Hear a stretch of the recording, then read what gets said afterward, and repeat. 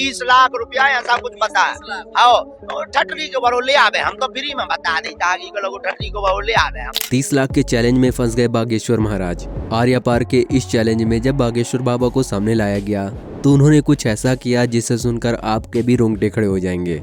आसाराम बापू से लेकर निर्मल बाबा तक हमारे देश ने एक से बढ़कर एक साधु बाबाओं को देखा है, लेकिन इस वक्त हर जुबान पर सिर्फ एक ही नाम है और वो है बागेश्वर बाबा यानी कि पंडित धीरेन्द्र कृष्ण शास्त्री जी का।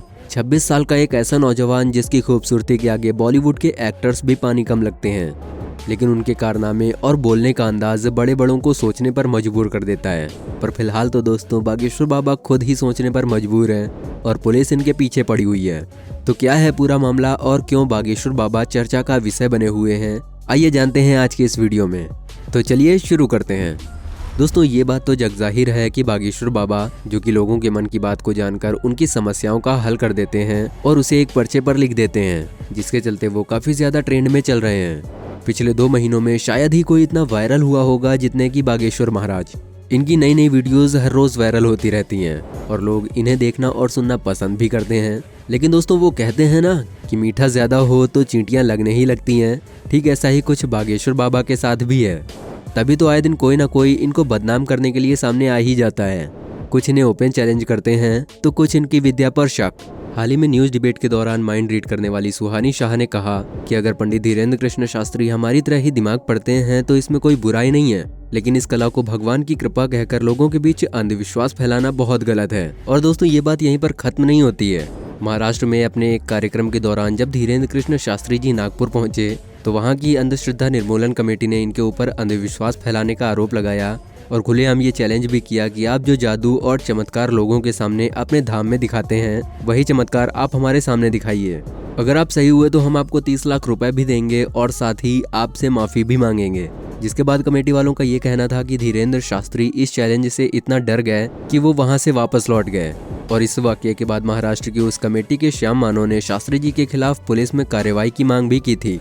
साथ ही ये भी कहा कि अगर पुलिस उनके खिलाफ कार्रवाई नहीं करेगी तो वो आंदोलन भी करेंगे, क्योंकि महाराष्ट्र के कानून में अंधविश्वास फैलाना बहुत ही बड़ा जुर्म माना जाता है और इसके लिए वहां पर एक कानून भी बना है। श्याम मानो के अनुसार उनकी कंप्लेन के तहत धीरेन्द्र शास्त्री जी को गिरफ्तार किया जाना चाहिए।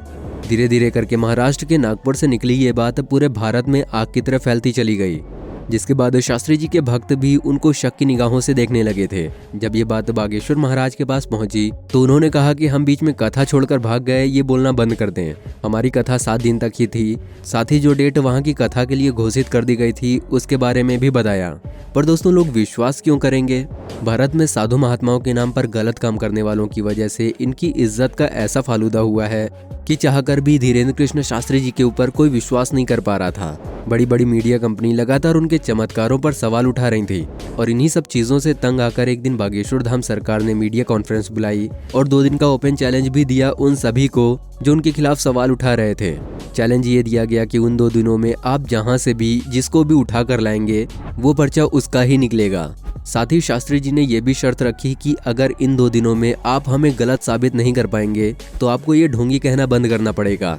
जब उन 2 दिनों के लिए दरबार लगाया गया तो ठीक वैसा ही हुआ जैसा कि शास्त्री जी ने कहा था। दरअसल दोस्तों शास्त्री जी ने कहा कि मैं नहीं बताऊंगा कि किसकी अर्जी लगी है, आप लोग खुद अपने मन से लोगों को खड़ा करना और मैं उनकी परेशानियां और उनके मन की बात पहले से ही एक पर्चे पर लिख दूंगा। पुरुषों में महिलाओं में पर्चा हम पहले से बनाकर रखेंगे और आप जिसको बहन जी लेकर आएंगे उसी का पर्चा ये निकलेगा।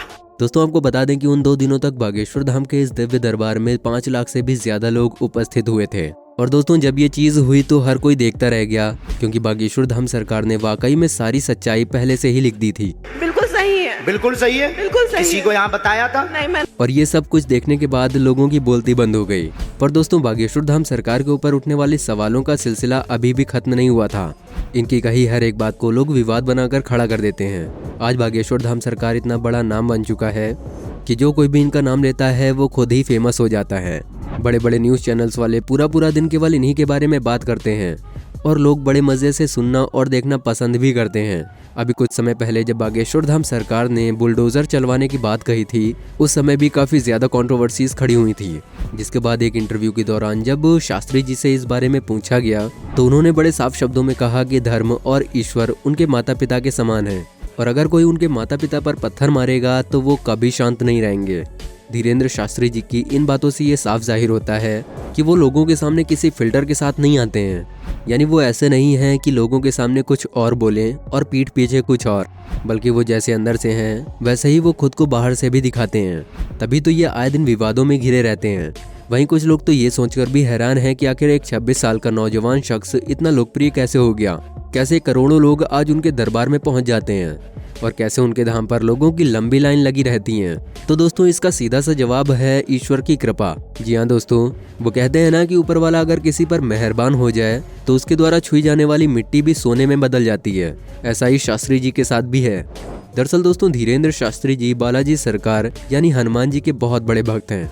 मध्य प्रदेश के छतरपुर जिले के छोटे से गांव गढ़ा में बागेश्वर धाम मंदिर है और यहीं से उन्होंने अपने जीवन की शुरुआत भी की थी।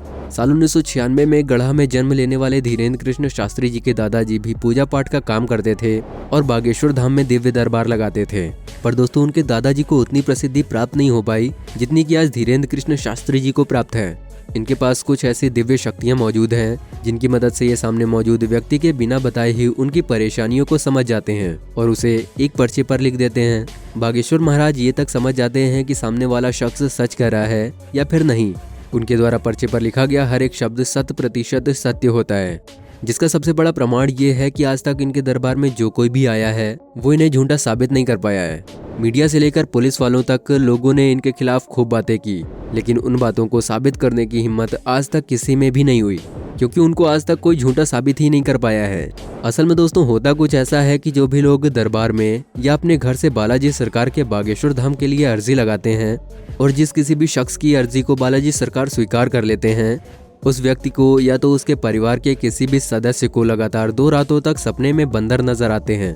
और दोस्तों ये कोई कही सुनी बात नहीं है, बल्कि जितने भी लोगों की अर्जी अभी तक स्वीकार हुई है उन्होंने खुद ही इस बात को स्वीकार किया है। पर दोस्तों मीडिया वालों को कहाँ लोगों की बात पर विश्वास होता है। उन्हें तो हर चीज का सबूत चाहिए होता है और साथ ही मीडिया वाले उस चीज का ज्यादा ब्रॉडकास्ट करते हैं जिससे उनके चैनल को ज्यादा टीआरपी मिलती है। इसलिए ही कई बार तो कई सारे मीडिया हाउस वाले बागेश्वर बाबा के दरबार में भक्त बनकर भीड़ में इकट्ठा हो जाते ताकि वो देख सकें कि धाम के अंदर असल में होता क्या है। लेकिन बालाजी सरकार का चमत्कार तो देखिए, जब मीडिया वाले दरबार में गए तब बालाजी के आशीर्वाद से बाबा जी ने उन्हें पहचान लिया और ये सब कुछ देखने के बाद मीडिया वाले भी बाबा के सामने नतमस्तक होकर वहां से 9-2-11 हो जाते। इस तरह की कई घटनाएं सैकड़ों बार बागेश्वर धाम सरकार के दरबार में हो चुकी हैं।